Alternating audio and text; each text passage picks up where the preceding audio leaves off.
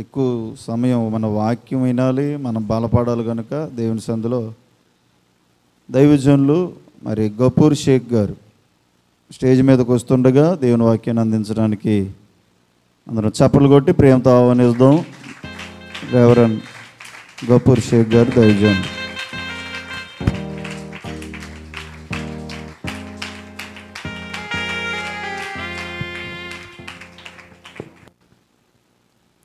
Thank you Jesus. సర్వశక్తుడైన మహోన్నతుడైన మహాఘనుడైన ప్రభు అయిన యేసుక్రీస్తు నామానికి ఘనత మహిమ ప్రభావాలు కలుగునుగాక. ఈ స్థానిక సంఘ నాయకులు, దేవుని యొక్క సేవకులు, ద్వారకా తిరుమల మండల పాస్టర్స్ ఫెలోషిప్ అధ్యక్షులు రెవరెండ్ యాకోబు గారిని బట్టి ప్రభు నామాన్ని మహింపరుస్తూ, వారికి ఇచ్చినటువంటి నాయకత్వాన్ని బట్టి ప్రభుని స్తుతిస్తూ, నన్ను ఇక్కడికి ఆహ్వానించినటువంటి దైవజనులకి హృదయపూర్వక వందనాలు తెలియజేస్తూ ఉన్నాను. ఈ స్థలంలో కూర్చున్నటువంటి మీ అందరిని బట్టి కూడా నేను ఎంతో సంతోషిస్తున్నాను. ప్రభు యొక్క కృప మనకు తోడయుండునుగాక. ఈరోజు ఆగస్టు 15వ తేదీ భారతదేశానికి స్వాతంత్ర్యం మరి అందించినటువంటి ఈ యొక్క శుభతరుణంలో దేవదేవుడు మన మధ్యలో ఒక గొప్ప కృపను కనపరిచి ఆయన యొక్క సహాయాన్ని అనుగ్రహించి మనల్ని అందరినీ కూడా సమకూర్చారు. వారి యొక్క కుమారుడు పుట్టినరోజు కూడా ఈరోజే, Benjamin Augustine. Okay, God bless you నాన్న, హ్యాపీ బర్త్డే టు యూ. చక్కని పిల్లల్ని దైవజనులకు ఇచ్చారు. భారతదేశానికి స్వాతంత్రం వచ్చినటువంటి రోజు ఈరోజు. చాలా ప్రాంతాలలో, చాలా పట్టణాల్లో దేవుని యొక్క సమాజం అంతా కూడా దేవుణ్ణి స్తుతించి మహిమపరిచినటువంటి ఈరోజు మనం కూడా కలిసి కూర్చోవడానికి ప్రభు సహాయం చేశారు. మరి బిడ్డను బట్టి దేవునికి మహిమకరంగా, ఆ బిడ్డకి దీవెనకరమైనటువంటి ఒక మాటను పలికి నేను వర్తమానంలోనికి వెళ్తాను. సంవత్సరం అనేటువంటి ఒక దయా కిరీటాన్ని ప్రభువు బిడ్డకు అనుగ్రహించారు. ప్రభు యొక్క కృప ఆ బిడ్డకు తోడయుండి వర్ధిల్ల చేసి ఆశీర్వదించును గాక. ఆమేన్.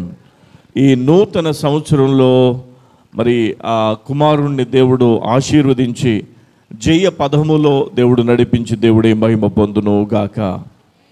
కొన్ని విషయాలు బైబిల్ గ్రంథం నుంచి మనం పరిశీలన చేసే ముందుగా, భారతదేశానికి స్వాతంత్ర్యం వచ్చినటువంటి ఈరోజు ఎలాగైతే ప్రజలందరికీ బంధకాల నుంచి విడిపించబడ్డాము అనేటువంటి ఒక ఆలోచనలోనికి వచ్చారో, గత 79 సంవత్సరాల క్రితం ఈ యొక్క కార్యం ఎలాగైతే జరిగిందో, మరి కుమారుడు వారి యొక్క తల్లి గర్భం నుంచి ఈ యొక్క భూమి మీదకి వచ్చినటువంటి శుభ సందర్భం ఇది. దేవునికి మహిమ కలుగునుగాక. వారి యొక్క తల్లి కడుపులో నుండి ఈ యొక్క భూమి మీదకి మరి చక్కని ఆరోగ్యవంతుడుగా, దీవెనకరంగా ఆ బిడ్డని దేవుడు మరి ఈ లోకానికి పంపించడం జరిగింది. అయితే కొన్ని విషయాలు ఈరోజు దేవుని యొక్క వాక్యంలో నేను మీకు గుర్తు చేయడానికి ఇష్టపడుతూ ఉన్నాను.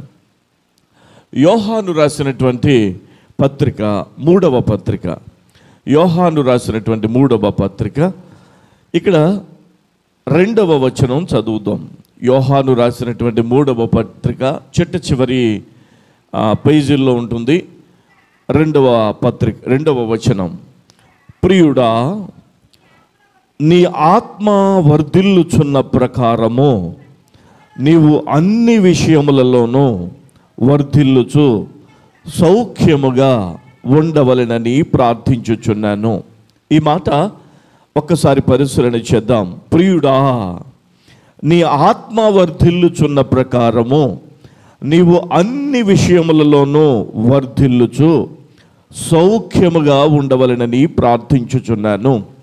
భక్తుడైన యోహాను వ్రాసినటువంటి 3 పత్రికలలో ఈ చిట్ట చివరి పత్రిక అయినటువంటి 3వ పత్రిక ఈ పత్రిక గాయు అనేటువంటి వ్యక్తికి వ్రాయడం జరిగింది. గాయు అయితే ఆయనకు వ్రాస్తూ అంటాడు, ప్రియుడా, నీ ఆత్మ వర్ధిల్లుచున్న ప్రకారము నీవు అన్ని విషయములలోనూ వర్ధిల్లుచు అనే వ్యాఖ్యం మనం అక్కడ చూడగలుగుతున్నాం. భారతదేశాన్ని దేవుడు వర్ధిల్ల చేసేటట్లుగా కృపచూపునుగాక. ఆమేన్. అవునా? నేను వర్ధిల్లాలి అంటాను, మీరు భారతదేశం వర్ధిల్లాలి అనాలి. అనొచ్చు, ఆ మాట పర్వాలేదు, మనం క్రైస్తవులుగా అనొచ్చు. ఒకసారి అందామా? వర్ధిల్లాలి. చాలా బాగుంది, చాలా బాగా చెప్పారు. మరోసారి వర్ధిల్లాలి. సరే, ఈ వర్ధిల్లాలి అనే ఈ పదం చాలా చోట్ల చాలా ప్రజలు వాడుతూ ఉండడం మనం గమనిస్తాం.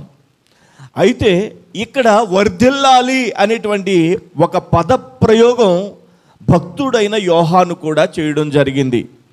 అంటాడు, గాయు అనేటువంటి వ్యక్తికి ప్రియుడా అని పిలుస్తూ అంటాడు, నీ ఆత్మ వర్ధిల్లుచున్న ప్రకారం నీవు అన్ని విషయములలోనూ వర్ధిల్లుచు అని అంటాడు. నీ వర్ధిల్లాలి గాయు నువ్వు వర్ధిల్లాలి అని అంటాడు. ఎందుకంటే గాయు యొక్క జీవితంలో ఆ వర్ధిల్లుట అనేది యోహాను చూడాలని ఆశపడుతున్నాడు. ఈరోజు కుమారుని పేరేంటి అందరూ? అగస్టిన్ చాలా అద్భుతమైనటువంటి పేరు, చాలా చక్కని భక్తుని పేరు అది.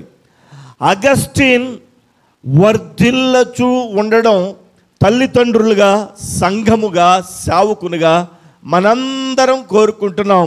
అందునిమిత్తమై ఈరోజు ప్రార్థన కూడా చేస్తాం. దేవునికి మహిమ కలుగునుగాక. అగస్టిన్ని దేవుడు వర్ధిల్లింపచేయునుగాక. ఆమేన్. దొరసానిపాడు, అంతే కదండి, దొరసానిపాడు గ్రామాన్ని దేవుడు ఆశీర్వదించి వర్ధిల్ల చేయునుగాక. దొరసానిపాడు గ్రామంలో ఉన్న రైతులందరినీ దేవుడు రక్షించి వర్ధిల్ల చేయునుగాక. దొరసానిపాడు గ్రామంలో ఉన్న రైతు కూలీలందరినీ దేవుడు ఆశీర్వదించి వర్ధిల్ల చేయునుగాక. దొరసానిపాడు గ్రామంలో ఉన్న ఉద్యోగస్తులందరినీ దేవుడు ఆశీర్వదించి వర్ధిల్ల చేయునుగాక. దొరసానిపాడు గ్రామంలో ఉన్న వ్యాపారస్తులందరినీ దేవుడు ఆశీర్వదించి వర్ధిల్ల చేయునుగాక. దొరసానిపాడు గ్రామంలో ఉన్న విద్యార్థులందరినీ దేవుడు ఆశీర్వదించి వర్ధిల్ల చేయునుగాక. దొరసానిపాడు గ్రామంలో ఉన్న చనుబాలు తాగుతున్న చంటి పిల్లలను, వృద్ధులను దేవుడు ఆశీర్వదించి వర్ధిల్ల చేయునుగాక. దొరసానిపాడు గ్రామంలో ఉన్న డ్వాక్రా మహిళలందరినీ కూడా దేవుడు ఆశీర్వదించి వర్ధిల్ల చేయునుగాక. మన దేవుడు వర్ధిల్ల చేసే దేవుడు. వర్ధిల్లుట అనేది ఇక్కడ గాయును గూర్చి యోహాను మాట్లాడుతూ ఉన్నాడు. మన దేశం వర్ధిల్లాలి, మన కుటుంబం వర్ధిల్లాలి, మన జీవితం వర్ధిల్లాలి, మన యొక్క ప్రజానికం ప్రతి విషయంలోనూ వర్ధిల్లాలి. గాయు కూడా అదే అని అంటాడు. యోహాను కూడా అదే మాట అంటాడు, గాయు నువ్వు వర్ధిల్లాలి. ఎలా వర్ధిల్తావంటే అని అంటాడు ఇక్కడ, నీ ఆత్మ వర్ధిల్లుచున్న ప్రకారము నీవు అన్ని విషయాలలో వర్ధిల్లాలి అని అంటాడు. ఈరోజు గమనించాలి, సమాజం ఈరోజు ప్రజానికం అభివృద్ధి పదం వైపు వెళుతోంది. మన భారతదేశం కూడా ప్రపంచ దేశాలలో వర్ధిల్ల చేయబడేటువంటి పరిస్థితుల్లో ఉండడం భారతీయులుగా మనమందరం కోరుకుంటున్న విషయం ఇది. మతాలేవైనా, భావాలేవైనా, పరిస్థితులేవైనా, ఏ ప్రాంతం వారైనా భారతీయులుగా మువ్వన్నెల జెండా చూసినప్పుడు మనం సంతోషిస్తూ ఆనందిస్తూ మన దేశం అభివృద్ధి చెందాలి, వర్ధిల్లాలి అని కోరుకునే మనం, మన కుటుంబం వర్ధిల్లాలని కోరుకునే మనం, మన జీవితం వర్ధిల్లాలని కోరుకునే మనం ఇక్కడ యోహాను చెప్పినటువంటి మాటను గుర్తు చేసుకోవాలి. గాయుతో అన్నాడు, గాయు నువ్వు వర్ధిల్లాలి. ఎలా వర్ధిల్లుతావంటే అన్ని విషయాల్లో వర్ధిల్లాలి.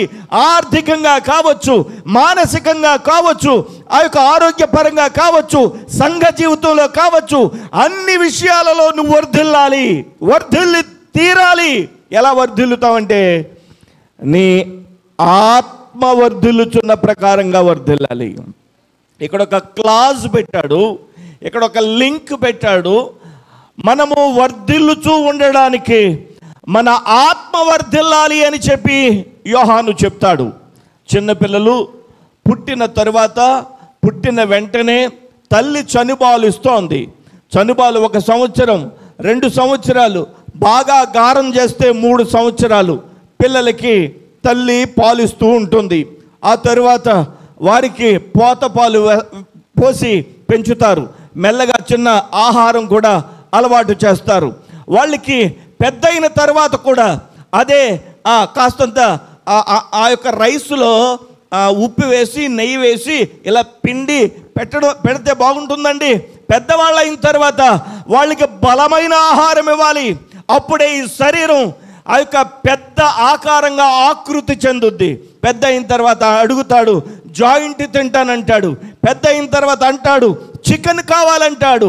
పెద్ద అయిన తర్వాత అంటాడు నాకు పలావ్ కావాలి, బిర్యానీ కావాలంటాడు, నాకు ఫ్రూట్స్ కావాలంటాడు. చిన్న పిల్లవాడుగా ఉన్నప్పుడు పాలిచ్చి పెంచుతాం. పెద్దవాడిగా అయిన తర్వాత తగినటువంటి ఆ యొక్క ఆహారాన్ని పెడుతూ ఉంటాం. అప్పుడే శరీర ఆకృతి, శరీరం పెద్దగా తయారవుతోంది. మనం శరీరానికి సంబంధించినటువంటి ఈ యొక్క ఆహారం గురించి ఎలాగైతే చెప్పుకున్నామో, ఆత్మ సంబంధమైనటువంటి ఆహారం కూడా చాలా అవసరం. ఆత్మ సంబంధమైనటువంటి ఆహారం మనము ఎప్పుడైతే ఆత్మకు మనం అందించామో, లోపల ఆత్మ వర్ధిల్లుతూ ఉండడానికి, ఎదుగుతూ ఉండడానికి, దేదీప్యమానంగా ఆశీర్వదించబడుతూ ఉండడానికి ప్రభు సహాయం చేస్తాడు. దేవునికి మహిమ కలుగునుగాక. వాక్యం అనేటువంటి ఈ యొక్క ఆహారాన్ని మనం అందించాలి. దేవునికి స్తోత్రం కలుగునుగాక. చూడండి, ఈ 3వ యోహాను పత్రిక చాలా ప్రశస్తమైనది, చాలా చిన్న అధ్యాయం, కానీ చాలా విషయాలు ఈ యొక్క 3వ యోహాను పత్రిక 3వ పత్రికలో వ్రాయబడ్డాయి. ఒకే ఒక అధ్యాయం ఉంటుంది. చాలా చక్కని విషయాలు ఇక్కడ మనం చదవగలుగుతాం. చూడండి, హెబ్రీయులు రాసిన పత్రిక, పౌలు అంటాడు, అపోస్తలుడైన పౌలు హెబ్రీయులు రాసిన పత్రిక 5వ అధ్యాయంలో 13, 14 వచనాలు ఈ విధంగా అంటాడు. ఒకసారి తీసి చదవడానికి ప్రయత్నం చేయండి.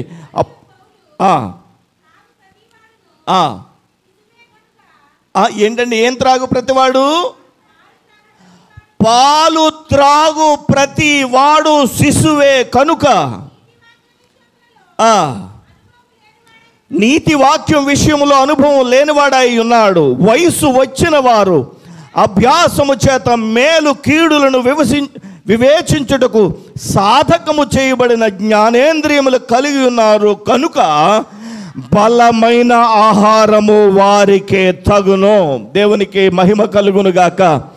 మనం రక్షించబడిన తర్వాత, ప్రభువులోనికి వచ్చిన తర్వాత, మనం ఆ యొక్క పాల లాంటి ఆహారమే కాకుండా బలమైనటువంటి దేవుని యొక్క వాక్యం కొరకు ఆశపడుతూ ఉన్నాం. దేవుని యొక్క సేవకుడిని నిలబెట్టుకుని ఆయన యొక్క కుమారుని ద్వారా, సేవకుని ద్వారా ప్రభు ఆయా సమయాలలో దేవుని యొక్క బలమైన వర్తమానాన్ని అందిస్తూ ఉన్నారు. అందిస్తూ ఉన్నటువంటి ఆ యొక్క వాక్యాన్ని మనం ఏం చేయాలంటే, దొరికినప్పుడు అది మనం తినాలి. దేవునికి మహిమ కలుగునుగాక. అప్పుడు మనం ఆత్మయందు వర్ధిల్లుతాం. ఆత్మయందు వర్ధిల్లితే ఏం జరుగుద్ది? అన్ని విషయాలలో వర్ధిల్లుతాం. దేవునికి మహిమ కలుగునుగాక. అన్ని విషయాలలో వర్ధిల్లాలంటే ఆత్మయందు మనం వర్ధిల్లాలి. నా పేరు పాస్టర్ గఫూర్ షేక్.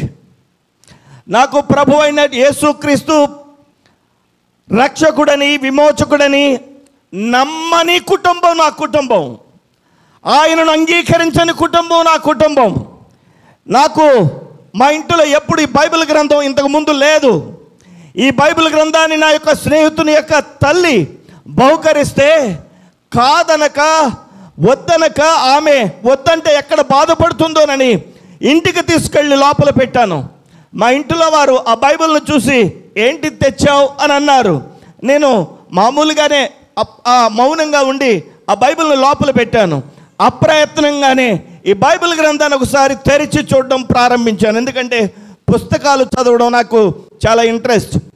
నేను ఎంఎస్సి ఫిషరీస్ చదువుకున్నాను, ఆ తర్వాత ఫార్మసీ చదువుకున్నాను. ఎంఎస్సి చదువుకున్న తర్వాత షిప్లో ఉద్యోగం చేసేవాడిని. సముద్రంలో కొన్ని వందల వేల కిలోమీటర్లు ప్రయాణం చేశాను. సముద్రంలో దేవుడు చేసినటువంటి సృష్టి ఆ యొక్క అందాలను కళ్ళారా చూశాను. అనేకమైనటువంటి వేల కిలోమీటర్లు ప్రయాణం చేసినటువంటి నేను దేవుడు చేసినటువంటి ఆశ్చర్యమైన నిగూఢమైన సంగతులను కళ్ళారా చూసి దేవుని మహిమపరిచినటువంటి అనుభవం ఉంది. దేవునికి మహిమ కలుగునుగాక. ప్రియమైనటువంటి దేవుని సంగమ, ఈరోజు గమనించాలి, ఈ యొక్క వాక్యం మానవుని యొక్క జీవితాన్ని మార్చేస్తుంది. ఆత్మ సంబంధమైనటువంటి దేవుని యొక్క వాక్యం, ఆత్మ సంబంధమైన దేవుని యొక్క వాక్యం మనుషుల్ని వర్ధిల్ల చేసేటట్లుగా చేస్తుంది. దేవుని వాక్యం అంటే ఎరుగని కుటుంబం. వాక్యం తీసి చదువుతున్నప్పుడు మా వాళ్ళు అన్నారు, మా ఇంట్లో వాళ్ళు, అరే ఇది మనకు సంబంధం లేని పుస్తకం, ఇది మనం చదవకూడని పుస్తకం, మనకు ఒక పుస్తకం అంటూ ఉంది కదా, ఈ పుస్తకాన్ని ఎందుకు చదువుతున్నావు అని అడిగారు. నేను ఆ యొక్క పుస్తకం చదవడానికి ఇంట్లో వారు ఒప్పుకోవడం లేదు కాబట్టి చాటుగా చదవడం ప్రారంభించాను. చాటుగా చదువుకుంటున్నాను. రాత్రులు టేబుల్ ల్యాంప్ ఉంటుంది, టేబుల్ ల్యాంప్ ఉంటుంది తెలుసా? టేబుల్ ల్యాంప్ వేసుకుని బైబిల్ గ్రంథాన్ని తెరిచి చదువుతూ ఉంటే ఏదో తెలుసుకోవాలనే ఒక ఆసక్తి నాలో నాకు తెలియకుండానే ప్రారంభమైంది ఆ దినాలలో. అయితే దేవుని యొక్క వాక్యాన్ని చదువుతూ ఉన్నప్పుడు మా నాన్నగారు చూశారు. నేను 2-3 సార్లు చెప్పాను నీకు చదవద్దని, ఈ పుస్తకం చదువుతావేంటి అని నా చేతిలో ఉన్న పుస్తకాన్ని తీసుకుని బయటకు విసిరేశారు. బయటకు విసిరేసినటువంటి బైబిల్ గ్రంథం బురదలో పడిపోయింది. బురదలో పడిపోయినటువంటి బైబిల్ గ్రంథాన్ని వెళ్ళి తీసుకుని ఈ బైబిల్ గ్రంథాన్ని, బురద అంటుకున్నటువంటి బైబిల్ గ్రంథాన్ని తుడిచి ఈ బైబిల్ గ్రంథాన్ని ఇలా ముద్దు పెట్టుకుని నేను లోపలికి తెచ్చుకుని చాటుగా చదవడం మరలా ప్రయత్నం చేశాను. నాకు అవకాశం లేదు, బయటికి వెళ్ళడానికి, వాక్యం వినడానికి అవకాశం లేదు, చర్చికి వెళ్ళడానికి అవకాశం లేదు.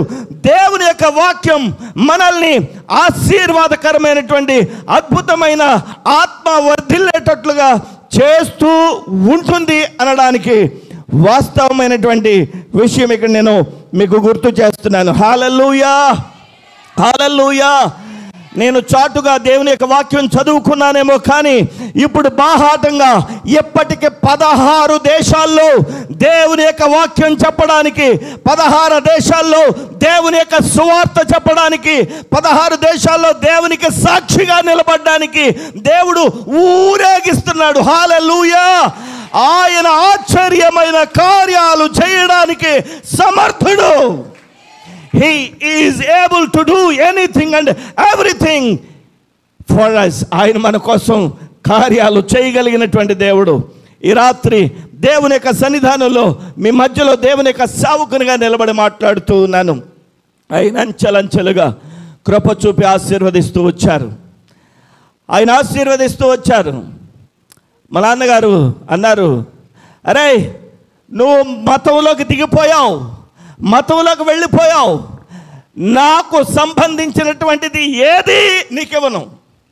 పొలం కానీ, మనకు సంబంధించిన ఆస్తులు కానీ నీకు ఏమీ ఇవ్వను. Get out, get lost from my house. ప్రియమైనటువంటి దైవజనంగా దేవుని మహిమార్థమై చెప్తున్నాను, ఇప్పటి వరకు మా స్థిరాస్తులలో ఏది నేను తీసుకోలే. దేవునికి మహిమ కలుగునుగాక. ఏది తీసుకోలేదు నేను. అయితే దేవుడు నన్ను విడిచిపెట్టలేదు. దేవుడు కృప కలిగినటువంటి దేవుడు, దేవుడు కనికరం కలిగినటువంటి దేవుడు. ఆయన ఆశ్చర్యమైన కార్యాలు చేయడానికి సమర్థుడు. అన్ని విషయాల్లో వర్ధిల్ల చేసేటట్టుగా ఆయన సమర్థుడైన, ఎలాగంటే ఆత్మయందు వర్ధిల్లాలి. ఆమేన్. ఆత్మయందు వర్ధిల్లాలి. బాహాటంగా ఉన్న శరీరానికి కావలసిన ఆహారం పెడుతున్నాం, బాహాటంగా ఉన్న ఈ యొక్క బాడీకి కావలసిన ఆహారం పెడుతున్నాం. ఆత్మ సంబంధమైన ఆహారం కోసం మనం వేగిర పడినప్పుడు ఆ సేవకుడు ఈ యొక్క కూడికను ఎందుకు పెట్టాడో తెలుసా? ఏదో విషయాన్ని సంఘానికి నా దేవుడు మాట్లాడాలి, సంఘాన్ని ఉజ్జీవింపజేయాలి, సంఘాన్ని ఆ యొక్క పురిగొల్పాలి, అనేక మందిని ప్రభువు తట్టు ఆకర్షింపజేయాలనే ఉద్దేశంతో సేవకుడిలో ఉండేటువంటి ప్రయాస ఈరోజు మనకి ఇక్కడ కూర్చోబెట్టిన దేవునికి మహిమ కలుగును గాక. గమనించాలి, దేవుని యొక్క సన్నిధిలో భక్తుడు అంటాడు చూడండి, 63వ కీర్తన 5వ వచనం ఒకసారి చదవండి. 63వ కీర్తన 5వ వచనం, 63వ కీర్తన ఒకసారి తెరిచి చూద్దాం. 5వ వచనం.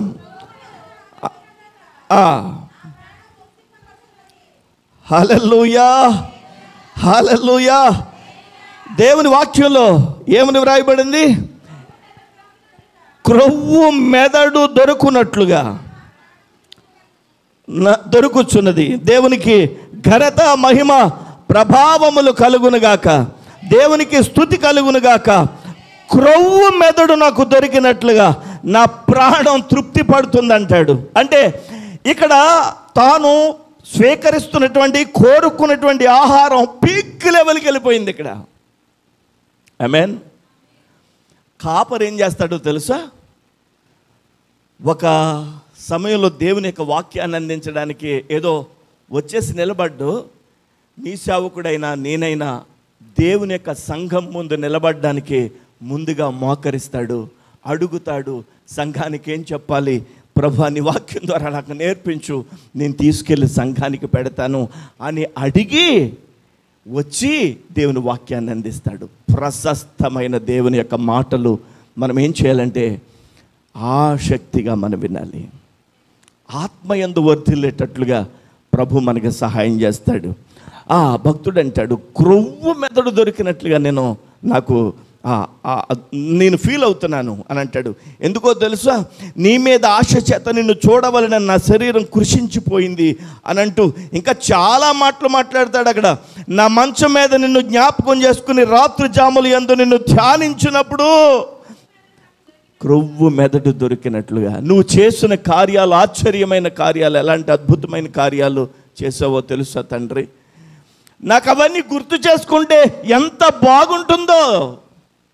ఆయన ఆశ్చర్యమైన కార్యాలు జ్ఞాపకం చేసుకున్నప్పుడు మజాగా ఉంటుంది. ఆమేన్. ఎంత సంతోషాన్ని అనుభవిస్తామో మనం, ఎంత ఆనందాన్ని అనుభవిస్తామో మనం. దేవునికి మహిమ కలుగునుగాక. కాబట్టి బలమైన ఆహారాన్ని మనం తినడానికి ప్రభు కృప చూపుతూ ఉన్నప్పుడు దేవుని యొక్క వాక్యాన్ని మనం గ్రహించాలి. సేవకుడు ఏం చేస్తాడంటే, మీరు చూస్తే కాపరి చేతిలో ఒక గొడుగు కామ లాంటి కర్ర ఉంటుంది, పొడవుగా ఉంటుంది, ఒకవైపునేమో ఇలా ఇలా వంకర తిరిగి ఉంటుంది. అవునా? అది ఎందుకు ఉంటుందో తెలుసా? ఆ కాపరి ఏం చేస్తాడంటే వెళ్తూ వెళ్తూ గొర్రెలను తీసుకువెళ్తూ అటువైపుగా చూస్తాడు. అక్కడ ఆ క్రింద ఆహారం ఉంటుంది, పైన లేలేత కొమ్మలు కనిపిస్తాయి. లేలేత కొమ్మలు కనిపిస్తాయి. ఈ గొర్రెలకు ఆ ఆహారం పెట్టాలని సేవకుడు ఆశపడతాడు. అప్పుడేం చేస్తాడో తెలుసా? ఈ గొర్రెల కాపరి ఆ కర్ర తీసుకుని ఆ కొమ్మకు తగిలించినటువంటి ఆ యొక్క కర్రను క్రిందికి లాగినప్పుడు గొర్రెలన్నీ బిలబిలమంటూ వచ్చి ఆ పైనున్న ఆహారాన్ని తిని తృప్తి పొందుతాయి. అప్పుడు ఆ కర్రని ఇలా వదిలేస్తాడు. ఆ యొక్క రివ్వున మళ్ళా కొమ్మ పైకి వెళ్ళిపోతా ఉంది. ఇప్పుడు సేవకుడు పర సంబంధమైన ఆత్మీయ సత్యాలను, పర సంబంధమైన దీవెనకరమైన ఆహారాన్ని సంఘానికి మోసుకుని వచ్చినప్పుడు సంఘం ఏం చేయాలంటే చెప్పండి ఆహారాన్ని మనం తినాలి. మనం వర్ధిల్లడానికి, ఆత్మ వర్ధిల్లాలి. ఆమేన్, ఆమేన్. ప్రభు అంటాడు 6వ అధ్యాయం యోహాను సువార్తలో, జీవాహారము నేనే. నేనే జీవాహారాన్ని. ఇంకా అంటాడు యోహాను సువార్త 6వ అధ్యాయం 27వ వచనంలో అంటాడు, అక్షయమైన ఆహారం కోసం మీరు వెతకండి, నిత్య జీవము కలుగజేయు అక్షయమైన ఆహారం కొరకు, అక్షయమైన ఆహారం కోసం మీరు కష్టపడండి. దేవునికి మహిమ. క్షయమైపోయే ఆహారం అంటే ఏంటి? చికెన్ కూర వండుకున్నారనుకోండి, లేదా మీకు ఇష్టమైన కర్రీ వండుకున్నారనుకోండి, ఫ్రిడ్జ్లో పెడతారు ఒకరోజు మిగిలితే కదండి. అది ఒకరోజు పాడవకుండా ఉంటుంది. రెండో రోజు మూడో రోజు ఫ్రిడ్జ్లో పెట్టినా కానీ, అదే చలిపెట్టిలో పెట్టినా కానీ అది బయటికి తీస్తే క్షయమైపోయేటువంటి ఆహారం అది. అక్షయమైన ఆహారం అంటే ఏంటో తెలుసా? ఇప్పుడు మనం ఏ వాక్యం గురించి అయితే చెప్పుకుంటున్నామో ఆ దివ్య వాక్యమైనటువంటి ఆహారం మనల్ని అక్షయమైనటువంటి రూపులోనికి, మహిమ రూపులోనికి వర్ధిల్ల చేసేదిగా ఉంటుంది. హల్లెలూయా. నేను ప్రభువు నమ్ముకున్న తర్వాత మా నాన్నగారు డాక్టర్ గారు, వీళ్ళు వైద్యం చేయించుకుంటాకు వచ్చేవారు. వచ్చి, డాక్టర్ గారు మీ అబ్బాయి ఏంటండి పాట పాడాడండి, బాగా పాడాడండి అనేవారు. ఆయనకి నేను చర్చికి వెళ్ళడం తెలీదు, చెప్పేవాడిని కాదు కదా, ఊరుకోరు కదా. ఇంటికి వెళ్ళేసరికి ఆయన పుండు మీద కారం వేసినట్టుగా ఉండేది ఆయనకి. వెంటనే నా మీద విరుచుకుపడేవారు, చాలా కోపపడేవారు, తల దించుకుని ఉండేవాడిని. ప్రియమైనటువంటి దేవుని సంఘమా, ఇంట్లో వాళ్ళందరూ కూడా అసహించుకున్నారు. ఒక సమయంలో ఒక విషయం చెప్పనా, నా తండ్రితో సహా మా వాళ్ళందరికీ, నా కుటుంబ సభ్యులకి ఈ చేతులతోనే బాప్తిస్మం ఇచ్చాను. దేవునికి మహిమ కలుగును గాక. హల్లెలూయా. ఆయన ఆశ్చర్యమైన కార్యాలు చేయడానికి సమర్థుడు. సరే, ప్రభు నమ్ముకున్న తర్వాత నాకు 2 అక్కలు. ఒక అక్క పిచ్చిదైపోయింది, మెంటల్. మా నాన్నగారేమో డాక్టర్ గారు, మాదేమో కాస్తంత పర్వాలేదు, బాగా కుబేర్లం కాదు కానీ పర్వాలేదు.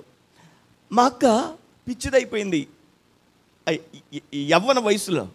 పిచ్చిదంటే మెంటల్. ఏం చేసేదో తెలుసా? తాను వేసుకునేటువంటి బట్టలు ఎలా చింపేసి వస్త్రవిహీనంగా, బట్టలు లేని దానిగా తాను వీధుల్లో నడిచి వెళ్ళిపోవడానికి ప్రయత్నం చేసేది. అంత పిచ్చిదైపోయింది. చూడడానికి వీళ్ళు వస్తారు కదా, మీ వాడు మతంలోకి దిగినప్పటి నుండి మీకు బెడ్స్ కొట్టిందండి అనేవారు మా నాన్నగారి దగ్గర. నేను దిగానా మతంలోకి? నేను దిగానా? వాళ్ళు చూసారా? అసలు మనం ఎవరన్నా మతంలోకి దిగామండి? మనం ఏం చేసాం? ఎక్కాం. దేవునికి మహిమ కలుగును గాక. అది మతం కాదు, మనం ఎక్కాం. దేవునికి మహిమ కలుగును గాక. సియోను శిఖరాగ్రము నీ సింహాసనమాయేనా, సియోను శిఖరాగ్రము నీ సింహాసనమాయేనా, సియోనులో నిన్ను చూడాలనే ఆశతో ఉన్నాను నా యేసయ్యా, సియోనులో నిన్ను చూడాలనే ఆశతో ఉన్నాను నా యేసయ్యా. యేసు క్రీస్తు ప్రభువారిని సియోనులో చూడాలని సిలువ శిఖరాగ్రాన్ని మనం చేరడానికి ప్రయత్నం చేస్తాం, ఎక్కాం. ఆత్మీయంగా ఆశీర్వదించబడడానికి ప్రభు కృప చూపించాడు. పాపం అంటే ఏంటో, ఆ యొక్క పరిశుద్ధత అంటే ఏంటో, దీవెన అంటే ఏంటో, శాపం అంటే ఏంటో, నిత్య జీవం అంటే ఏంటో, నిత్య నరకాగ్ని అంటే ఏంటో మనము తెలుసుకోవడానికి ఆత్మ జ్ఞానాన్ని అనుగ్రహించాడు ఈ వాక్యం ద్వారా ప్రభువారు. ఆమేన్. కాబట్టి ఆత్మయందు వర్ధిల్లుచున్న ప్రకారము అన్ని విషయాల్లో వర్ధిల్లాలి. నువ్వు ఇక్కడ ఏ విషయంలో వర్ధిల్లాలని ఆశపడుతున్నావు? ఏ విషయంలో వర్ధిల్లాలని ఆశపడినా నా దేవుడు చేయగలిగిన దేవుడు. మా అక్కల పిచ్చిది అయిపోతే మేము ఏం చేసామో తెలుసా? నేను ప్రభు నమ్ముకున్నాను కదా, ప్రార్థనే. అప్పటికే మా అమ్మ బ్లీడింగ్ డిసీజ్ అనమాట, అంటే స్త్రీలకు వచ్చేటువంటి వ్యాధి వచ్చింది మా అమ్మకి. ఆపరేషన్ చేయాలన్నారు మా నాన్నగారు. ఇంకా మిగిలినటువంటి డాక్టర్స్తో మాట్లాడిన తర్వాత ఆపరేషన్ చేయాలి, నీకు తప్పదు అన్నారు. మా అమ్మ అంది, ఆపరేషన్ మాత్రం చేయించుకోను, నేను చచ్చిపోతాను కానీ అని అంది. ఈ విషయాలు మా అమ్మ మా నాన్న మాట్లాడుకోవడం నేను విన్నప్పుడు మా అమ్మ దగ్గరికి, మా నాన్నగారు లేనప్పుడు మా అమ్మ దగ్గరికి వెళ్ళి అన్నాను, అమ్మ నేను వాక్యం చదువుకుంటున్నాను, వాక్యంలో ప్రభువు స్వస్థపరుస్తాడని ఉంది, నీవు నమ్మితే, నీవు విశ్వసిస్తే, నేను నమ్ముతున్నటువంటి దేవుడు నమ్మకమైన దేవుడు అని వాక్యంలో చదివాను, ప్రార్థన చేస్తాను, చేయమంటావా అని అడిగాను. మా అమ్మ అంతే, నీకు దండవరా నాయనా, నీకు నమస్కారం, నన్ను విడిచిపెట్టే, నిన్ను చూస్తేనే డాడీ అసహించుకుంటున్నారు, మరలా ఆ మతాన్ని నాకు అంటగట్టుకో. మా అమ్మని ప్రతిరోజు అడిగేవాడిని, అమ్మా ప్రార్థన చేయమంటావా. మా అమ్మ ఒకరోజు విసిగి అలా అడుగుతుంటే అమ్మ ఏం చేస్తుందో తెలుసా? ఎవ్వరూ లేరు కదా ఇంట్లో, అయితే ఒక నిమిషంలో ప్రార్థన చేసేస్తావా? అమ్మ చేస్తాను, నువ్వు విశ్వసిస్తే దేవుడు కార్యం చేస్తాడు. ఇంట్లో ఎవ్వరు లేరు కదా, ఎవరు లేరు. వంటగదిలో మోకరించాం. 1 నిమిషం సేపు, తండ్రి నేను ఒక్కడనే ఉన్నానయ్యా, నిన్ను విశ్వసించి నాకు ఒక అమ్మని తోడుగా ఇవ్వా, నీవు రక్షిస్తావని, స్వస్థపరుస్తానని, ఏ కార్యమైనా చేయగలవని నేను విశ్వసించాను, ఈ కార్యం నువ్వు చెయ్యి అని అడిగినప్పుడు ఆ రాత్రి నా ప్రియ ప్రభువారు నా తల్లిని పరిపూర్ణంగా స్వస్థపరిచారు. దేవునికి మహిమ కలుగునుగాక. హల్లెలూయా. నా తల్లి రక్షించబడింది, విశ్వాసంలోకి వచ్చింది. ఇప్పటికీ ప్రతిరోజు తెల్లవారుజామునే 3 గంటలకు లేస్తుంది నా తల్లి. 3 గంటలకు లేచి 2 చేతులు పైకెత్తి, ప్రభువా నా కుమారుని భూదిగంతాల వరకు వాడుకొని కన్నీటితో ప్రార్థన చేస్తుంది నా తల్లి. హల్లెలూయా. నేను ఈ దొరసాని పాడు అనేటువంటి ఈ గ్రామానికి నేను నా తల్లి యొక్క కన్నీళ్ళ ప్రార్థనలో కొట్టుకుని వచ్చేసాను. ఆమేన్. ఆశ్చర్యమైన కార్యాలు చేయడానికి దేవుడు సమర్థుడు, ఆయన సమర్థుడు. సరే, మా అమ్మ నేను మా అక్క కోసం ప్రార్థన చేస్తున్నాం. పిచ్చేది అయిపోయింది కదా. యేసయ్యా, చాలామంది వచ్చి మమ్మల్ని చాలా ఆ పుండి మీద కారం వేసినట్టుగా మాట్లాడుతున్నారు తండ్రి, నువ్వు ఒక్కసారి జ్ఞాపకం చేసుకో. మా అక్క పడుకుంటే అటు ఇటు మా అమ్మ నేను మోకరించి ప్రార్థన చేసేవాళ్ళం అర్ధరాత్రి, ఎందుకంటే పగలు ప్రార్థన చేయడానికి అవకాశం లేదు. మా అమ్మ మా నాన్నగారు ఎక్కడైనా ప్రార్థన వింటే మమ్మల్ని ఇంట్లో నుంచి బయటికి తరిమేస్తారని భయం. మా అమ్మ నేను ప్రార్థన చేసుకునేవాళ్ళం. మా అమ్మ ఒకసారి అడిగింది, రే గట్టిగా ప్రార్థన చేయొద్దు, చేస్తే డాడీ వచ్చి నన్ను కూడా కొట్టేస్తారు. మేము చాటుగా చేసినటువంటి ప్రార్థన ఆలకించిన దేవుడు నా అక్కని పరిపూర్ణంగా స్వస్థపరిచాడు. మా అక్క ఒక కాలేజీకి ప్రిన్సిపల్. ఇప్పుడు ఆమె చేతులంచి డాక్టర్స్ తయారవుతున్నారు, ఇంజనీర్స్ తయారవుతున్నారు, పోలీస్ డిపార్ట్మెంట్, రెవెన్యూ డిపార్ట్మెంట్ తయారవుతున్నారు. ఈరోజు గమనించాలి, అన్ని విషయాల్లో దేవుడు వర్ధిల్లేటట్లుగా చేస్తాడు. ఆత్మ విషయంలో వర్ధిల్లితే ఆమేన్ ఆమేన్. మనం ముందుగా ఏం చేయాలి? ఆత్మయందు వర్ధిల్లాలి. చెప్పండి. భారతదేశం వర్ధిల్లాలి, మన కుటుంబం వర్ధిల్లాలి, మన వ్యక్తిగత జీవితం వర్ధిల్లాలి, అన్ని విషయాలలో వర్ధిల్లాలి. వర్ధిల్లుటకు ఆత్మ వర్ధిల్లుచున్న ప్రకారము అన్ని విషయాల్లోనే వర్ధిల్లాలి. దేవునికి మహిమ కలుగును గాక. ఆత్మ సంబంధమైనటువంటి వర్ధిల్లుట అనే అనుభవంలోనికి మనం ఏం చేయాలంటే రావాలి. ఆమేన్. దేవునికి ఘనత మహిమ ప్రభావాలు కలుగును గాక. మరొక విషయాన్ని మనం పరిశీలన చేద్దాం. చూడండి, ఇదే యోహాను రాసినటువంటి 3వ పత్రిక ఓసారి తెరచి చూద్దాం. యోహాను రాసినటువంటి 3వ పత్రిక తెరచి చూద్దాం. అక్కడ వ్రాయబడింది 2వ వచనం. అన్ని విషయములలోనూ వర్ధిల్లుచు సౌఖ్యముగా ఉండవలనని ప్రార్థించుచున్నాను. మొట్టమొదటి పాయింట్ ఏం చదువుకున్నాం? ఆత్మయందు వర్ధిల్లాలి అని చదువుకున్నాం. ఆ రెండవ విషయం, మా 3వ వచనం చదవండి. నీవు సత్యమును అనుసరించి నడుచుకొనుచున్నావు గనుక సహోదరులు వచ్చి నీ సత్య ప్రవర్తనను గూర్చి సాక్ష్యము చెప్పగా విని బహుగా సంతోషించితిని. దేవునికి మహిమ కలుగునుగాక. నీవు సత్యమును అనుసరించి నడుచుకొనుచున్నావు అని అంటాడు. సత్యమును అనుసరించి నడుచుకొనుచున్నావు అని అంటాడు. దేవునికి మహిమ కలుగునుగాక. సత్యమును అనుసరించి నడిచేటువంటి వ్యక్తి గాయు. రెండవదిగా వర్ధిల్లాలంటే మనం ఏం చేయాలంటే సత్యమును అనుసరించి నడుచుకోవాలి. అక్కడే వ్రాయబడింది సత్యముల్లో నడుచుకోవాలి అని. ఎలా నడుచుకోవాలంటే అక్కడట సత్యముల్లో నడుచుకోవాలి. నడక అనేది మనిషికి చాలా గౌరవాన్ని తెస్తుంది. అవునా? కొంతమంది నడిస్తే టీవీగా ఉంటుంది, చాలా రాచరికంగా ఉంటుంది, చాలా గౌరవంగా ఉంటుంది. మరి కొంతమంది నడిస్తే అంటే కాస్తంత త్రాగి రోడ్డు మీద నడుస్తారు కొంతమంది. వాళ్ళ నడక ఎలా ఉంటుంది?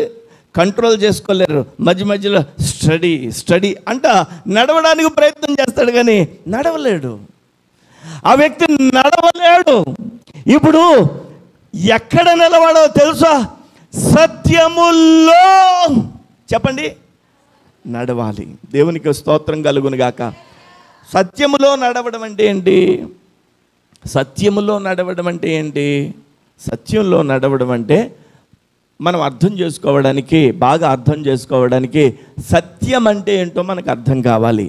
సత్యం అంటే ఏంటో మనకు అర్థమైనప్పుడు సత్యములో మనం నడవడం గురించి మనం ఆలోచన చేయొచ్చు. చూడండి, యోహాను సువార్త 14వ అధ్యాయం 6వ వచనంలో, యోహాను సువార్త 14వ అధ్యాయం 6వ వచనంలో ప్రభువైన యేసయ్య తానే ఒక స్టేట్మెంట్ ఇస్తాడు. ఆ స్టేట్మెంట్ ఏంటంటే, నేనే జీవమును, నేనే మార్గమును, నేనే సత్యమునని అంటాడు. దేవునికి స్తోత్రం కలుగునుగాక. నేనే జీవము, నేనే సత్యము, నేనే మార్గము అని చెప్పి ప్రభువైన యేసయ్య స్టేట్మెంట్ ఇస్తాడు. Hallelujah. I am the life, I am the truth, I am the way అని అంటాడు. దేవునికి మహిమ కలుగునుగాక. నేనే జీవము, నేనే సత్యము, నేనే మార్గము అని అంటాడు. అంటే సత్యం అంటే యేసయ్యే అని మనం అర్థం చేసుకోవాలి. ఎక్కడ నడవాలట? మనం యేసులో నడవాలట. ప్రభు అయిన యేసులో మనం నడవాలట.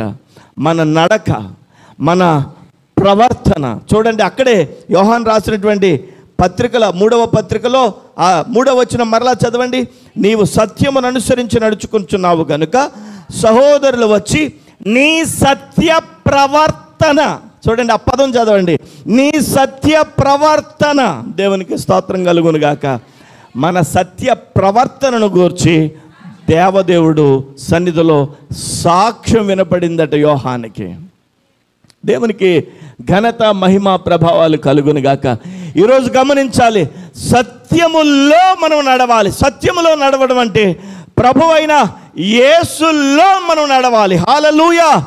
ప్రభువైన యేసులో మనము నడవాలి. ఇంకా మీకు అర్థం కావడానికి మరొక విషయం చెప్పడానికి ప్రయత్నం చేస్తాను. చూడండి, యోహాను సువార్త 17వ అధ్యాయము, యోహాను సువార్త 17వ అధ్యాయం 17వ వచనం ఒకసారి తెరిచి చూద్దాం. యోహాను సువార్త 17వ అధ్యాయము 17వ వచనం. ఒకరు చదవండి.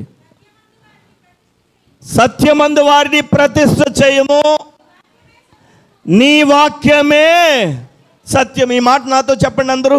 నీ వాక్యమే సత్యము. చెప్పండి, గట్టిగా చెప్పాలి. నీ వాక్యమే సత్యం. మరోసారి చెప్పండి, నీ వాక్యమే సత్యము.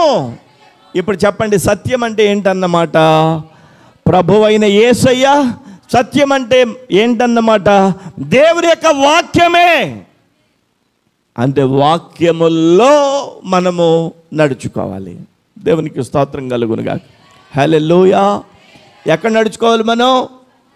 వాక్యముల్లో. వాక్యాన్ని దాటి నడవడానికి మనకు అవకాశం లేదు. వాక్యాన్ని మించి నడవడానికి, వాక్యాన్ని బయట నడవడానికి మనకు అవకాశం లేదు. కానీ వాక్యముల్లో మనం నడవడానికి ప్రయత్నం చేయాలి. ప్రభు ఆ విధంగా నడిపించాలి. దేవునికి స్తోత్రం కలుగునుగాక. హల్లెలూయా. ఏమండి, మేమందరం వాక్యంలోనే నడుస్తున్నాం కదండి అని అంటారు మీరు. అవునా? మేమందరం ప్రభువులోనే ఉన్నాం కదండి, ప్రభువులోనే మేము ఉన్నామండి, ఇక వాక్యంలోనే ఉన్నాం కదండి, ఇక వాక్యంలో నడవడం అంటే ఏంటండి అని మీరు అనవచ్చు. కానీ దేవుని వాక్యం ఇలా సెలవిస్తుంది. చూడండి, యెషయా గ్రంథం 29వ అధ్యాయం 13వ వచనం ఒకసారి చదవండి. యెషయా గ్రంథం 29వ అధ్యాయము 13వ వచనం. ప్రభువు ఇలా సెలవిస్తున్నాడు, ఈ ప్రజలు నోటి మాటతో నా యొద్దకు వచ్చుచున్నారు. నోటి మాటతో నా యొద్దకు వచ్చుచున్నారు. పెదవులతో నన్ను ఘనపరచుచున్నారు, కానీ తమ హృదయమును నాకు దూరము చేసుకుని ఉన్నారు అని అంటాడు. దేవునికి స్తోత్రం కలుగునుగాక. ఈ ప్రజలు నా దగ్గరకు వస్తున్నారు, ఈ ప్రజలు నా మందిరానికి వస్తున్నారు, ఈ ప్రజలు నా దేవుని యొక్క సంఘం అనబడే చోట ఉంటున్నారు, కానీ వారి యొక్క హృదయము నాకు దూరముగా ఉన్నది. వారు పెదవులతో నన్ను ఘనపరుస్తున్నారు, కానీ వారి యొక్క హృదయం నాకు దూరంగా ఉంది అని ప్రభువైన దేవుడు మాట్లాడుతూ ఉన్నాడు. దేవునికి ఘనత కలుగునుగాక, దేవునికి మహిమ కలుగునుగాక, దేవునికి ఘనత మహిమ ప్రభావములు కలుగునుగాక. ఈ ప్రజలు నోటి మాటతో నా యొద్దకు వస్తున్నారు, పెదవులతో నన్ను ఘనపరుస్తున్నారు, తమ హృదయం నాకు దూరంగా ఉంది.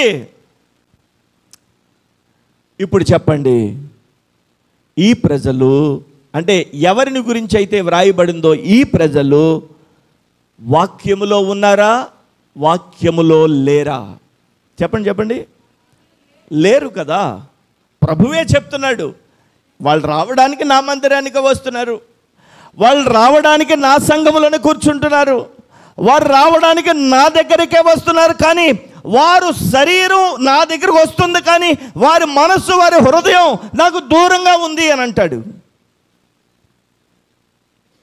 ఈరోజు గమనించాల్సింది, దేవుని యొక్క వాక్యములో మనం ఉండడం అంటే మన హృదయము ఆయనతో పెనవేయబడాలి.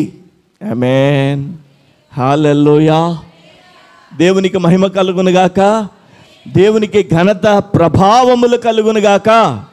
ఈరోజు గమనించాల్సింది, ఆయనలో మనము, వాక్యముల్లో మనము నడవాలి. మన జీవితము ఉండడానికి ప్రయత్నం చేయాలి, ప్రయాసపడాలి.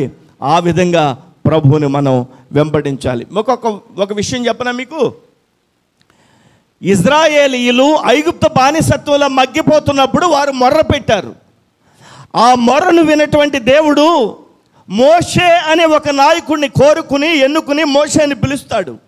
మోషేతో అంటాడు దేవుడు, మోషే, నా ప్రజలను నీవు వాగ్దాన దేశం వైపు తీసుకువెళ్ళాలి అని అంటాడు.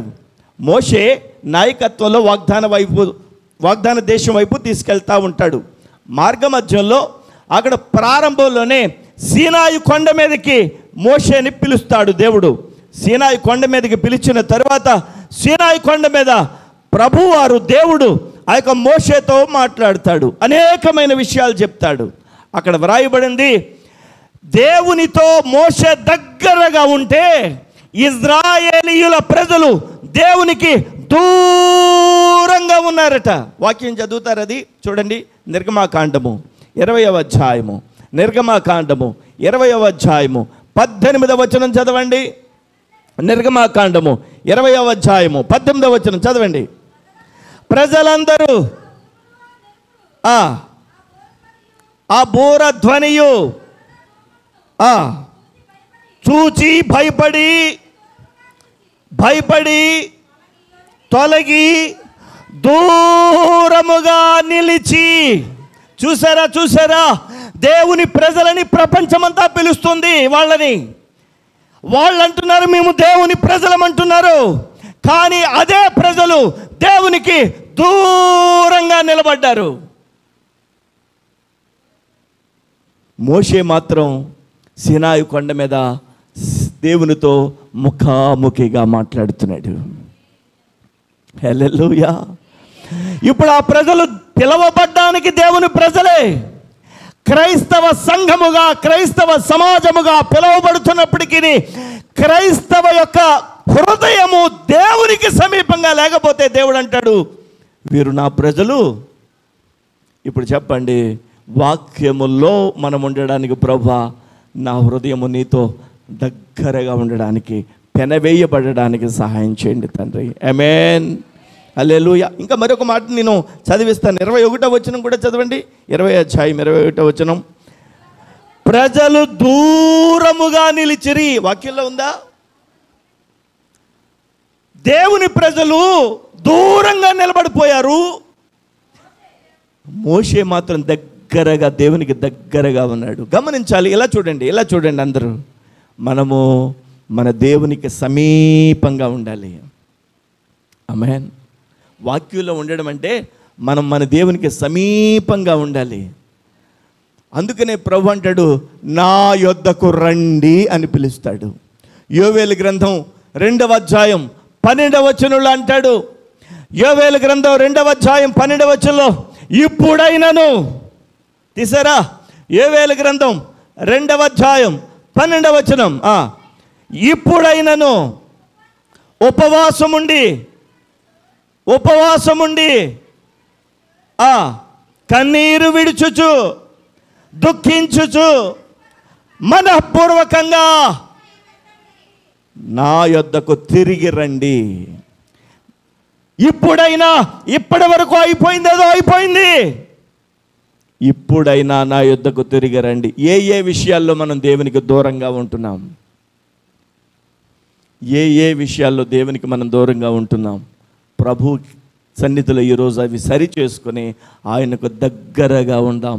వాక్యముల్లో మనం నడిచే కృపను పొందుకుందాం. దేవునికి మహిమ కలుగునుగాక, దేవునికి ఘనత కలుగునుగాక. దేవుని వాక్యాన్ని ప్రకటించడానికి, దేవుని యొక్క సన్నిధిలో పరిచర్య చేయడానికి, లేదా విశ్వాసాన్ని కొనసాగించడానికి ఈజీ కాదండి. ఇరుకు మార్గం ఇది, ఇరుకు మార్గం. మనం ఆత్మ సంబంధమైన పోరాటంలో ఉన్నాం. మన పోరాటం అనేది మనుషులతో కాదు, కానీ అంధకార సంబంధమైన దురాత్మల సమూహముతో. దేవునికి ఘనత కలుగునుగాక. వాక్యముల్లో ఉండాలి. మనం 2 విషయాలు నేర్చుకున్నాం. ఒకటి, ఆత్మయందు వర్ధిల్లుచున్న ప్రకారము అన్ని విషయాల్లోనే వర్ధిల్లాలి. అన్ని విషయాల్లో వర్ధిల్లడానికి ఆత్మయందు వర్ధిల్లడం ఒకటి. రెండవది, సత్యముల్లో నడుచుకోవాలి. సత్యం అంటే వాక్యం అని చదువుకున్నాం. వాక్యముల్లో మనం నడుచుకోవాలి. దేవునికి మహిమ కలుగును గాక. ఇదే కొలమానం, కొలబద్ద ఇదే దేవుని వాక్యమే. దేవునికి ఘనత కలుగును గాక. ఈరోజు గమనించాలి, ప్రభువు తన యొక్క కృపచేత ఆశీర్వదిస్తాడు. మీరు నన్ను అనొచ్చు, అద్భుతాలు వలన, స్వస్థతల వల్ల మీరు ఏమన్నా ప్రభులోకి వచ్చారా? కాదు. వాక్యం ద్వారా ప్రభులోనికి వచ్చాం. అద్భుతాలు ఆయన చేస్తాడు. అద్భుతాలు ఆయన చెయ్యకపోయినా ఆయన దేవుడు. దేవునికి మహిమ కలుగును గాక. దేవుని పరిచర్యకు వచ్చాక ఎంతో సుఖపడి బ్రతికని నేను. తిండి లేని రోజులు నాకు తెలుసు, ఆహారం లేని రోజులు నాకు తెలుసు. ఎగ్జాక్ట్లీ. సేవ అంటే చావు. దేవునికి ఈరోజు గమనించాలి, దేవుని యొక్క సన్నిధానంలో ప్రభు యొక్క కనికరం. ఒక విషయం చెప్పనా?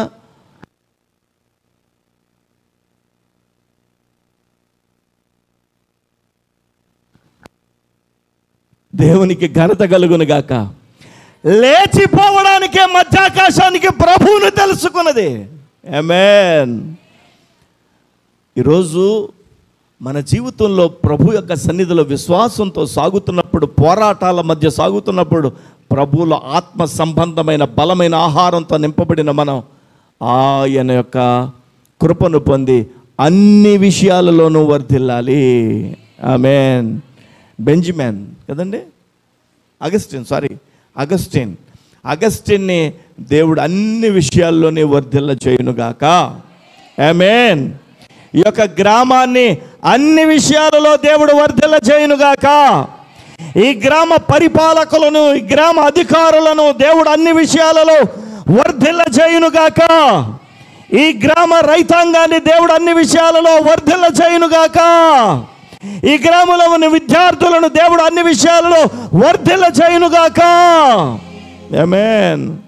వర్ధిల్లాలి అంటే ఆత్మయందు వర్ధిల్లుచున్న ప్రకారము అన్ని విషయాలలో వర్ధిల్లుట అనే విషయాన్ని మనం నేర్చుకుంటున్నాం. మన శరీరానికి ఎంత ఆహారం పెట్టినా లోపల ఉన్న ఆత్మకి ఆహారం, ఆత్మీయ సంబంధమైన ఆహారం పెట్టకపోతే బక్క చిక్కిపోతారు. అవునా? ఎవరైనా చనిపోయారనుకోండి, ఏమంటారు? చచ్చి పోయాడు అంటారు. అవునా? ఇంకేమంటారు? చచ్చి పోయింది. అంతే కదా? ఆ మాట అంటానికి భయపడుతున్నారు ఏంటి?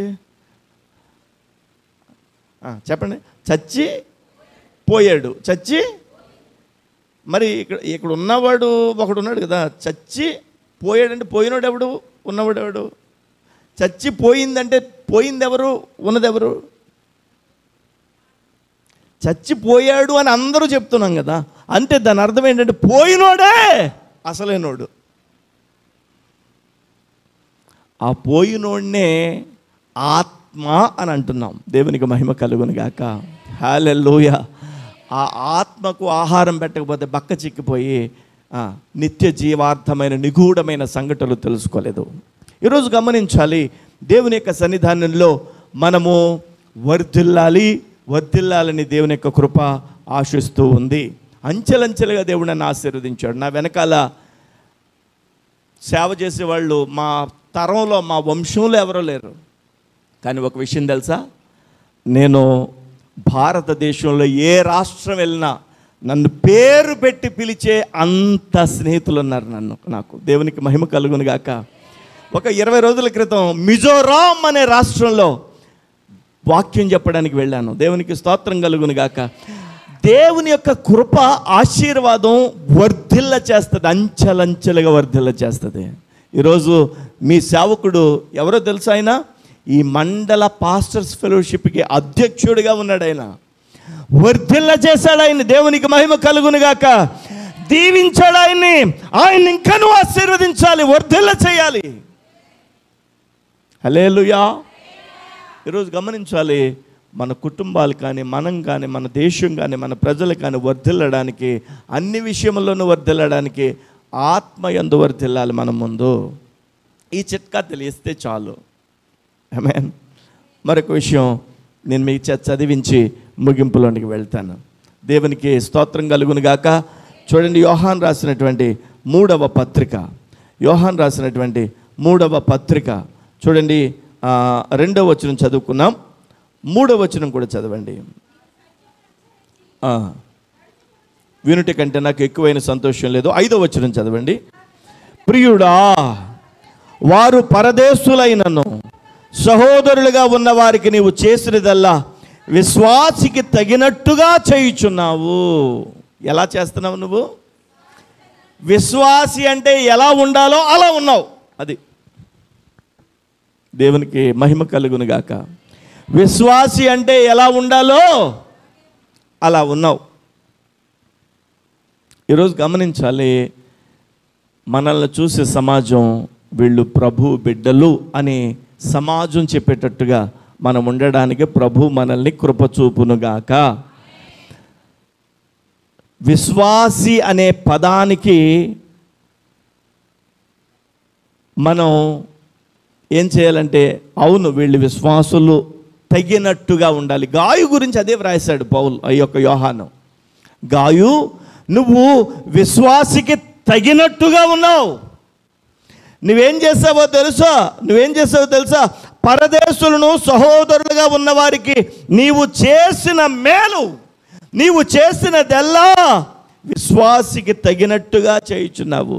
పరదేశులను చేరదీసి, దేవుని యొక్క సేవకులను చేరదీసి, గాయు ఆత్మ సంబంధమైనటువంటి ప్రేమను కనపరిచి విశ్వాసి అనే ఒక పదానికి ఇలా ఉండాలి అనేటట్టుగా ఒక ముద్ర వేసుకున్నాడు. దేవునికి మహిమ కలుగును గాక. మన బంధువుల్లో కానీ మనలో ఎవరిలో కానీ వెళ్ళడానికి చర్చికి అయితే వెళ్తారు కానండి, అబ్బా నోరు తెరిస్తే అని మన గురించి ఎవరైనా చెప్పుకుంటున్నారనుకోండి, విశ్వాసికి తగినట్టుగా ఉన్నామా మనం? విశ్వాసికి తగినట్టుగా ఉండడానికి ప్రభు మనకి సహాయం చేయునుగాక. హల్లెలూయా. విశ్వాసిగా మనం ఉండడానికి, విశ్వాసి అంటే ఎలా ఉండాలంటే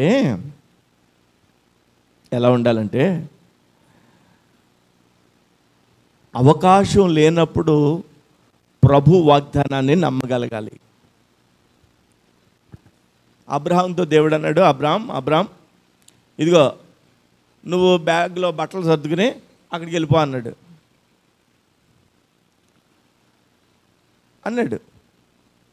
నేను నిన్ను ఆశీర్వదిస్తానన్నాడు. ఇసుక రేణువులంత సంతానం నీకు ఇస్తానన్నాడు. అప్పటికి అబ్రహాంకి పిల్లలు లేరు. అబ్రహాం లోపలికి వెళ్ళి భార్యతో అన్నాడు, ఏమే కొద్దిగా బ్యాగులో బట్టలు సర్దేవా అన్నాడు. ఎక్కడికండి, ఊరు వెళ్తున్నావా ఏంటండి అని అడిగింది. ఊరు వెళ్తున్నాం. ఏ ఊరండి అని అడిగింది. ఏమో నాకేం తెలుసు అన్నాడు. ఎక్కడికో నాకేం తెలుసు. మీ ఇంటి యజమాని వచ్చి మిమ్మల్ని ఊరు వెళ్దాం రా అన్నప్పుడు మీరు ఏ ఊరు అని అడుగుతారు కదా. ఏమో నాకేం తెలుసు అంటే మీరు ఏమంటారు చెప్పండి? అసలు బట్టలు సర్దుకుంటారా? ముందు కూర్చొని, నువ్వు నీకు తలతెక్కగా ఉన్నట్టుందా, టీ కానీ కాఫీ కానీ పెడతాను, ముందు నువ్వు ఏంటి పిచ్చపిచ్చగా మాట్లాడుతున్నావు అని అంటారా లేదా? అబ్రాము దంపతులు విశ్వాసముతో దేవుడు నడవమన్న మార్గంలో వెళ్ళిపోయారు. ఆమేన్. వారు ఏ చోటికి వెళ్ళాలో తెలియకనే వారి యొక్క అడుగులు ప్రారంభమయ్యాయి. వారిని ఇసుక రేణువులంత విస్తారమైనటువంటి జనాంగంగా దేవుడు మార్చాడు.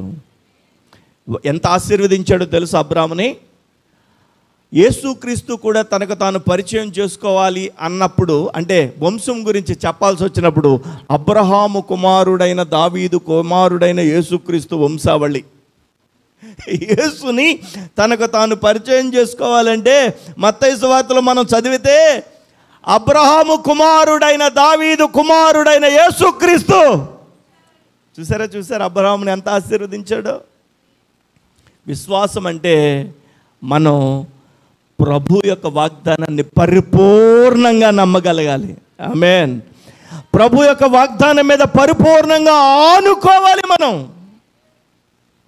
మనం బేరీజు వేసుకోవడం కాదు, ఇలా జరుగుద్దా జరగదా, బహుశా ఇలా జరగడానికి అవకాశం ఉంది లేదు అని మనం ఎస్టిమేషన్ వేసుకుని అప్పుడు దేవుని నమ్ముతాం. నో, దేవుడు నిన్ను ఆశీర్వదిస్తాడంటే ఆశీర్వదిస్తాడు. ఆమేన్, ఆమేన్, ఆమేన్. ప్రస్తుతానికి ఏ దారి, ఏ అవకాశం లేదా? ఇప్పుడు నువ్వు అడుగు, ప్రభువా నీ వాగ్దానం నమ్మదగింది, నమ్ముతాను. నా కుటుంబం వర్ధిల్లాలయా, నా జీవితం వర్ధిల్లాలి. ఇలా కాదు, నీవు అనుకుంటున్నట్లుగా వర్ధిల్లాలి, ఆశీర్వదించు, నేను నమ్ముతున్నాను అని ఆయన మీద మనం ఆనుకున్నప్పుడు మన విశ్వాస జీవితంలో ప్రభు మనకి సహాయం చేస్తారు. ఆమేన్. ఈరోజు గమనించాల్సింది, దేవుని సన్నిధిలో మనము విశ్వాసికి తగినట్టుగా ఉండాలి. మొదటిది ఏమని చెప్తున్నాను? మనం అన్ని విషయాల్లో వర్ధిల్లడానికి ఆత్మ యందు వర్ధిల్లాలి. రెండో విషయం ఏం చెప్పుకున్నాం? సత్యములో నడవాలి.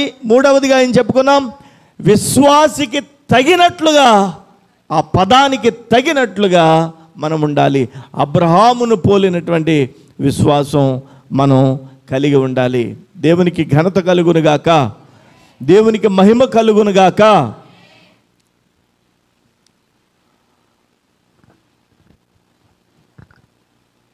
ఈరోజు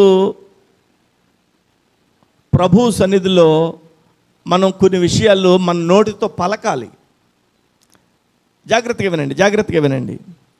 ప్రభు సన్నిధి కొన్ని మాటలు మన నోటితో పలకకూడదు, కొన్ని పలకాలి. పాస్టర్ గారు, ఏమండి మీ ఆయన గారు చర్చికి వస్తారండి అని అడిగారు అనుకో, అయ్యి బాబా మా ఆయన రాడండి బాబా, ఎన్నిసార్లు చెప్పినా ఏంటండి బాబా, ఆయనకి చెప్పడం అనవసరం. ఆయన మారడండి పాస్టర్ గారు, మీరు అనుకుంటున్నారా మారతాడు అనుకుంటున్నారు, అయినా మారడు అని మనమే సర్టిఫికేట్ ఇచ్చేస్తాం. నో, మన నోటితో ఏం ఉచ్చరించాలంటే, నా భర్త మారి దేవుని సన్నిధికి వస్తాడు. ఆమేన్. విశ్వసించాలి, పలకాలి. అది పలకాలి. దేవునికి మహిమ కలుగును గాక. ఈరోజు దేవుని సన్నిధిలో విశ్వాసికి తగినట్లుగా మనం ఉండాలి. దేవుని యొక్క కృప మనకు తోడుగా ఉండి మనల్ని ఆశీర్వదించి నడిపిస్తారన్నమాట. మన అన్నగారు ప్రభు యొక్క సన్నిధిలో నేనున్నప్పుడు ఎంత వ్యతిరేకించారో, ఆయన చిట్ట చివరి రోజుల్లో ప్రభువుకు అంత దగ్గరగా ఉండగలిగారు. ఆయన అర్ధరాత్రి బయట పడిపోయారు, నడుస్తూ పడిపోయారు. పడిపోయినటువంటి ఆయన పెద్దగా కేక వేశారు. అర్ధరాత్రి కేక వేసిన తర్వాత ఆయన దగ్గరికి పరిగెత్తుకుంటూ నాకు ఆ కేక వినిపించి వెళ్ళాను. నేను వెళ్తే ఆ కేక వేసిన వెంటనే ఆయన పడిపోయారు. వెర్టిబ్రల్ కాలం ఇరిగిపోయింది, ఆయనకి వెన్నెముక విరిగిపోయింది, జారి పడిపోయారు. ఆయన గదిలో ఆయన ఉన్నారు. అప్పటికే నేను బహుశా 12 సంవత్సరాలు ఆ ఇంటికి నేను దూరంగా ఉన్నాను. 12 సంవత్సరాలు ఆ ఇంటికి నేను పూర్తిగా దూరంగా ఉన్నాను. ఆ రోజు వారి దగ్గరికి వెళ్ళడం జరిగింది. ఆ పడిపోయినటువంటి మా నాన్నగారి దగ్గరికి వెళ్ళి ఆ గదిలోకి వెళ్ళి ఆయనకు ప్రార్థన చేయాలనిపించింది. నేను వెళ్ళి ప్రార్థన చేయడానికి స్టార్ట్ చేస్తున్నా. వెంటనే మా నాన్నగారు ముఖం చిట్లించి ఆయన బయటకు పొమ్మను అని మా అమ్మతో చెప్తే మా అమ్మ నన్ను మెల్లగా బయటకు పంపించేసింది. నేను బయటకు వచ్చి ఏడ్చా, ప్రభా నా తండ్రి నన్ను అసహించుకుంటున్నారు, నాకు నా తండ్రిని ఏదో విధంగా నా తండ్రికి నీ గురించి చెప్పాలని ఉందయ్యా, విశ్వాసికి తగినట్లుగా ఉండాలి కదా ప్రభా, సహాయం చేయి. మా నాన్నగారికి ఒకటి ఇష్టం ఏంటంటే, ఆయనకు కాళ్ళు నొక్కించుకోవడం ఇష్టం. నేను చిన్నప్పుడు కాళ్ళు నొక్కించుకునేవారు, అది గుర్తొచ్చింది. మా నాన్నగారు పడుకున్నారు అని తెలుసుకుని మా నాన్నగారి దగ్గరికి నిద్రపోతున్నప్పుడు వెళ్ళి కాళ్ళు నొక్కడం ప్రారంభించాను. మా నాన్నగారి నిద్రలో ఉండగానే కాళ్ళు నొక్కుతున్నా ఆయన సడన్గా కళ్ళు తెరిచి చూశారు, వెంటనే మూసేసుకున్నారు. ఎందుకంటే కాళ్ళు ఆయనకి ఎలా నొక్కితే సాటిస్ఫై అవుతారు నాకు తెలుసు, చిన్నప్పుడు నేను నొక్కాను కాబట్టి. కళ్ళు తెరిచి కోప్పడ్డాను అనుకో వెళ్ళిపోతాను కదా. ఆయన కాళ్ళు నొక్కించుకోవడం ఆయనకి ఇష్టం అని నాకు తెలుసు కాబట్టి కాళ్ళు నొక్కుతూ నేను అలా వారం రోజుల పాటు ఆ గదిలోనికి వెళ్ళి కాళ్ళు నొక్కా. వాక్యం చెప్పి వెళ్ళిపోయిన తర్వాత 12-1 గంటకి అయితే 1 గంటకైనా వెళ్ళి కాళ్ళు నొక్కేవాడిని. కాళ్ళు నొక్కితే ఆ వారం రోజులు అయిపోయిన తర్వాత కావాలని ఒకరోజు ఆ గదిలోనికి వెళ్ళడం మానేశాను. మా నాన్నగారు మా అమ్మని పిలిచి, గఫూర్ రాలేదేంటి రోజు అని అడిగారు. మా అమ్మ వచ్చి, ప్రభు కార్యం చేస్తున్నాడు అని చెప్పి సంతోషంగా చెప్పి, నిన్ను పిలుస్తున్నారు, నువ్వు ఈరోజు కాదు రేపు వెళ్ళు మళ్ళీ అని చెప్పి మా అమ్మ నన్ను చెప్పడం జరిగింది. నేను తైలపు బుడ్డి తీసుకుని ఆ గదిలోనికి ప్రవేశించాను.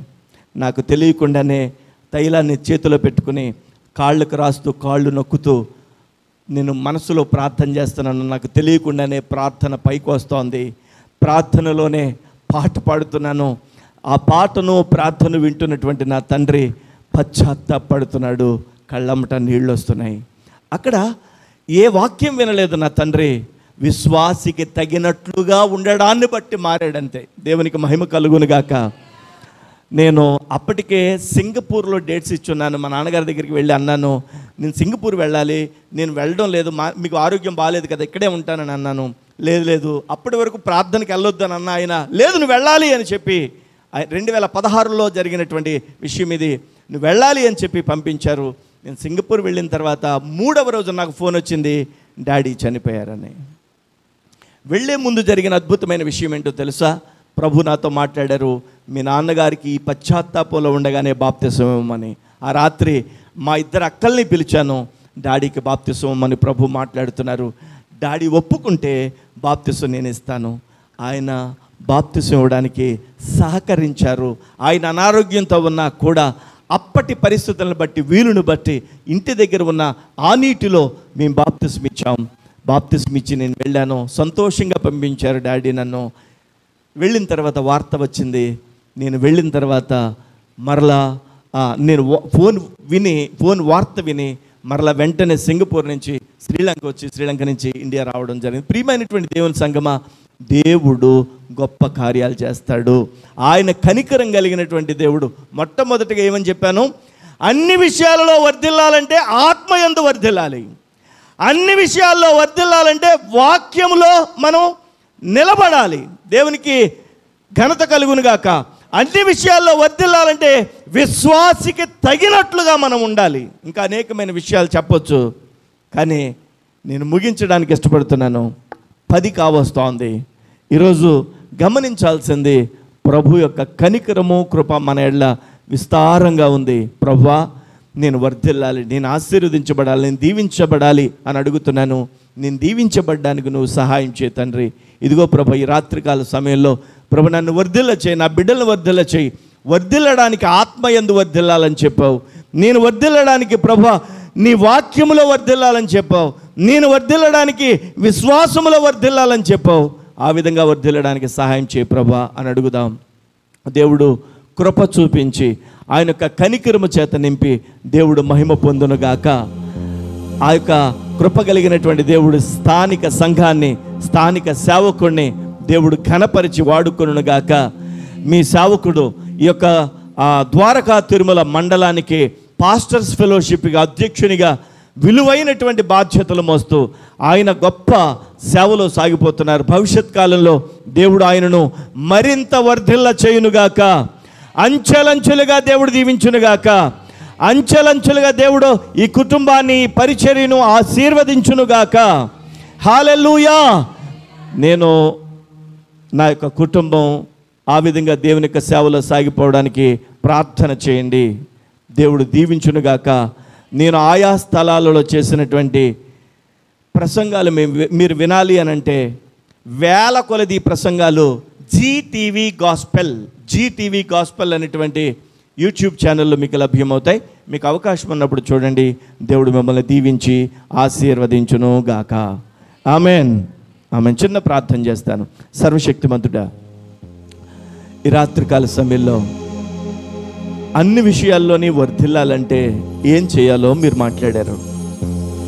నిజమే, నా ప్రీతమ భారతదేశం వర్ధిల్లాలి ప్రభువా, నా సమాజం వర్ధిల్లాలి, నా గ్రామం వర్ధిల్లాలి, నా ప్రాంతం అంతా వర్ధిల్లాలి. ఆ మాటకొస్తే నా కుటుంబం వర్ధిల్లాలి, వ్యక్తిగతంగా నేను కూడా వర్ధిల్లాలి.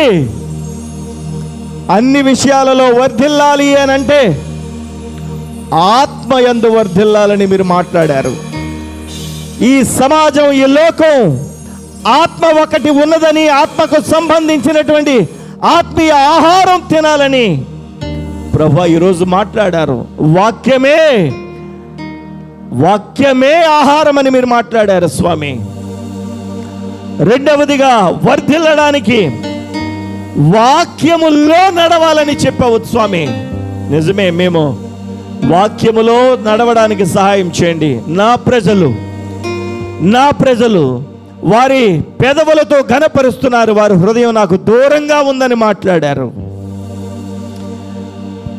మోషే నీకు సమీపంగా ఉన్నప్పుడు ఇశ్రాయేలీయులు నీకు దూరంగా ఉన్న విషయాన్ని మీరు మాట్లాడారు. మేము నీకు సమీపస్తులుగా ఉండడానికి, తద్వారా వాక్యములో మేము వర్ధిల్లుచు నైనా అన్ని విషయాల్లో వర్ధిల్లడానికి సహాయం చేయండి. మూడవదిగా విశ్వాసంలో వర్ధిల్లాలని చెప్పారు. నిజమే, మా విశ్వాసము పరిస్థితులకు అనుగుణంగా బేరీజు వేసుకుని ఇది జరుగుతోందో జరగదో, ఇది అవునో కాదో అని అంటూ రకరకాల ప్రశ్నలు వేసుకుని సాగిపోతూ ఉండేటువంటి పరిస్థితుల మధ్యలో అబ్రహామును గుర్తు చేశారు. ఎక్కడికి వెళ్ళాలో తెలియని ఆ ప్రయాణం విశ్వాసమును బట్టి అడుగులు ముందు వేశాడు అబ్రహాము తన భార్యతో. ప్రభువా, గొప్ప కార్యం చేశావు, ఇసుక రేణువులంతా విస్తారమైనటువంటి జనాంగంగా మార్చావు. అబ్రహాము కుమారుడిగా దావీదు కుమారుడైనటువంటి యేసుక్రీస్తు ప్రభు వంశావళి అని చెప్పి వ్రాయబడ్డ ప్రతి చోట అబ్రహాము పేరు నుంచావు. ఈరోజు మమ్మల్ని వర్ధిల్ల చేయండి తండ్రి. నాయన, ఈ పరిచర్యను వర్ధిల్ల చేయండి, మా కుటుంబాలను వర్ధిల్ల చేయండి. బిడ్డలు నిరాశతో ఉంటే, బిడ్డలు ప్రభువా వారి జీవితాలలో కోల్పోయిన వారిగా ఉంటే, ఎక్కడ చూసినా వర్ధిల్లడం అనే మాటే మాకు వినిపించడం లేదండి. ఎక్కడ చూసినా మాకు అనుకూలమైన పరిస్థితులు కనిపించడం లేదండి. ఎక్కడ చూసినా మేము పట్టిందల్లా మట్టయిపోతుందండి అని చెప్పేటువంటి పరిస్థితుల మధ్యలో అనుభవాలలో ఉంటే, ప్రభువా వర్ధిల్లడానికి కావలసినటువంటి అన్ని అనుకూలమైన పరిస్థితులు మీరు చేయండి, మహిమ పొందండి. యేసుక్రీస్తు నామములో ఈ విత్తనాలని, ఈ వాక్యాన్ని ఫలింపచేయండి. యేసు నామములో ప్రార్థన చేస్తున్నాను మా తండ్రి. Amen, amen, amen. అందరికీ వందనాలండి, అందరికీ వందనాలు. గట్టిగా చప్పలు కొట్టి ప్రభు నామాన్ని కనపరుతుంది.